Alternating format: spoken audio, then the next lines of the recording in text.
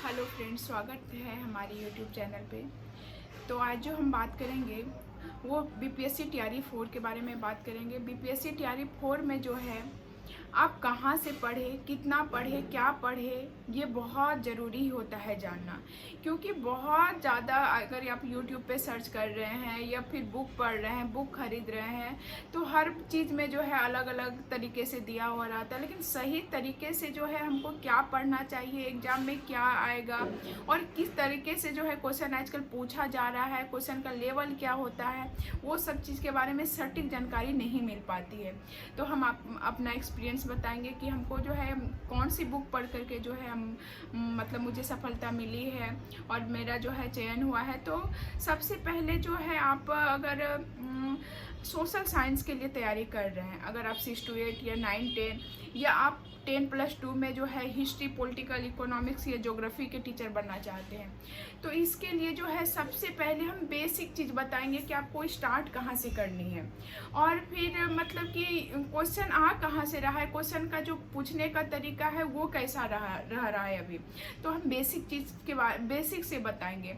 तो सबसे पहले तो आपको जो सबसे पहले पढ़ना होगा वो एनसीईआरटी बुक पढ़ना पड़ेगा।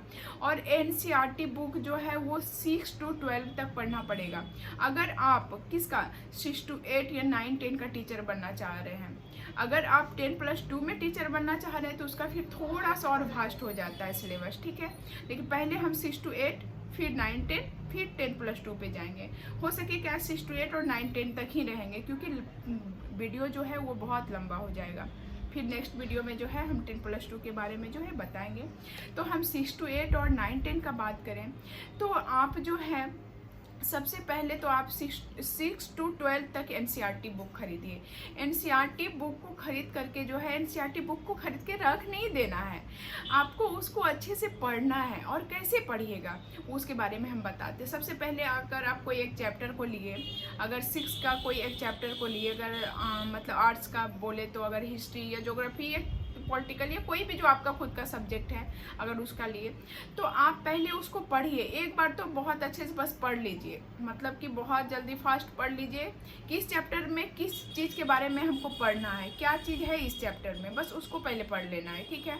तो सेकेंड बार जो पढ़िए, आप सेकेंड बार जो है हाईलाइट करिए, एक दो तीन कलर का हाईलाइट खरीदिए और आप जो है दिमाग में ये मेंशन कर लीजिए कि जो ज़्यादा इंपॉर्टेंट आपको लग रहा है। ऐसे तो आप पढ़िएगा तो समझ में आ जाएगा कि इसमें क्या चीज़ जो है वो मतलब पूछ सकता है। इतना तक तो हम लोग का नॉलेज हो चुका होता है कि क्वेश्चन कहाँ से उठ रहा है। अगर हम टीआरई 1, टीआरई 2, टीआरई 3 तक का अगर हम क्वेश्चन देखें तो इससे हम लोग को पता चल जाता है कि क्वेश्चन कैसे पूछ रहा है, कहाँ से पूछ रहा है, चैप्टर में क्या चीज़ को लेकर के पूछ रहा है, तो उसके बारे में जो है हमको जानकारी मिल जाती है।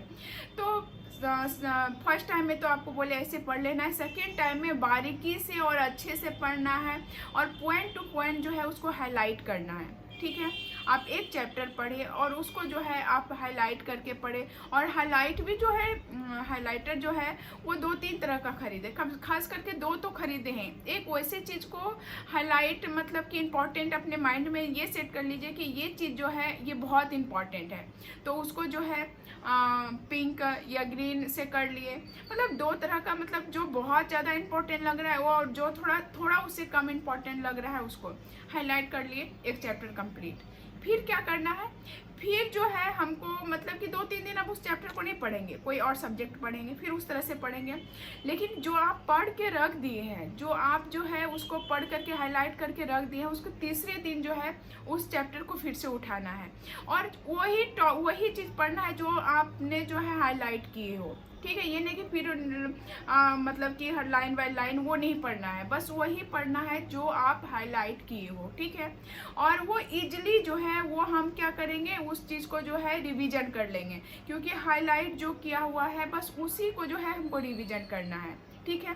पहला जो है आप ये काम करिए, एनसीईआरटी बुक पढ़िए, पहले 6 to 8 तक ही पढ़ लीजिए, ठीक है। क्योंकि एक बार में 6 to 12 पढ़ना वो मुश्किल है, पहले 6 to 8 को पढ़िए।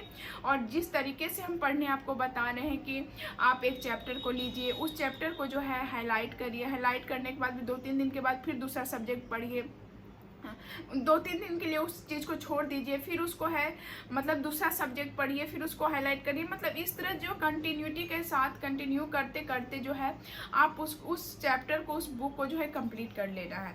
फिर उसके बाद जो है सिर्फ रिवीजन और रिवीजन क्या करना है, जो आप हाईलाइट किए हैं उसको रिवीजन करना है।